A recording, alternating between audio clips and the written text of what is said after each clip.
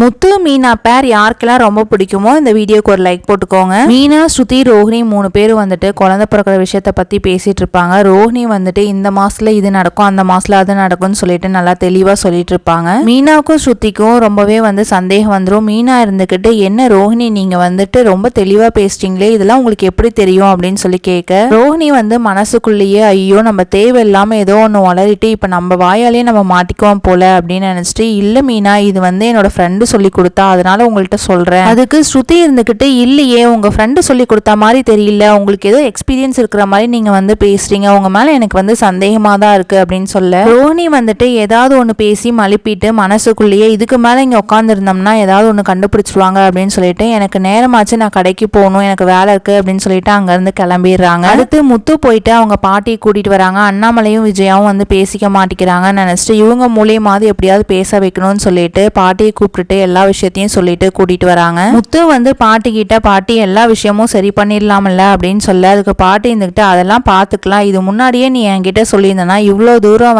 நடந்திருக்காது அப்படின்னு சொல்லிட்டு முத்துவும் பாட்டியும் வீட்டுக்கு வந்துடுறாங்க. விஜயா பாட்டியை பார்த்துட்டு, என்னங்க அத்தை திடீர்னு வந்திருக்கீங்க அப்படின்னு சொல்லி கேட்க, பாட்டி இருந்துகிட்டு, ஏன் நான் வரக்கூடாதா, இது என் பையன் வீடு, நான் எப்ப வேணாலும் வருவேன், எப்ப வேணாலும் போவேன், அதை நீ கேட்க கூடாது, அதான் வர வேண்டிய நேரம் வந்துருச்சுல்ல, அதான் வந்துட்டேன் அப்படின்னு சொல்ல, விஜயா கொண்டே டென்ஷன் ஆயிடும். விஜயா மனசுக்குள்ளேயே ஐயோ அத்தைக்கு ஏதோ தெரிஞ்சு போச்சோ போல, இனி என்ன நடக்குமோ தெரியல அப்படின்னு சொல்லிட்டு பாட்டி விஜயாவை கூப்பிட்டு, என்ன விஜயா ஏதோ மனசுக்குள்ளேயே ஏதோ நினைச்சிட்டு இருக்க போல அப்படின்னு சொல்ல, அதெல்லாம் ஒண்ணும் இல்லத்த, நீங்க உட்காருங்க, நான் காஃபியோ இல்ல டீயோ ஏதோ ஒன்று போட்டு எடுத்துட்டு வரேன், உங்களுக்கு என்ன வேணும் அப்படின்னு சொல்லிட்டு ஐஸ் வைக்கிறாங்க. விஜயா போயிட்டு கிச்சன்ல காஃபி போட்டு எடுத்துட்டு வரலான்ட்டு உள்ள போவாங்க. அப்ப ரோஹிணி போவாங்க, என்ன அத்தை இந்த மாதிரி பாட்டி வந்திருக்காங்க, இதுக்கு மேல நடக்கிறது என்னன்னே தெரியலையே அப்படின்னு சொல்லிட்டு 2 பேரும் பயந்துட்டு இருப்பாங்க. அதுக்கு விஜயா இருந்துகிட்டு, இவங்க போற வரைக்கும் நம்ம சொல்ற பேச்சை கேட்டுட்டு கம்முன்னு இருந்துக்கணும், இல்லைன்னா மீனா கிட்ட மன்னிப்பு கேட்க வச்சிருவாங்க அப்படின்னு சொல்றாங்க. பாட்டி வந்ததுக்கு அப்புறம் விஜயா மீனா கிட்ட மன்னிப்பு கேட்பாங்களா என்னங்கிறது வெயிட் பண்ணி பார்ப்போம். நம்ம சேனலை பிடிச்சிருந்தா சப்ஸ்கிரைப் பண்ணுங்க. தேங்க்ஸ் ஃபார் வாட்சிங்.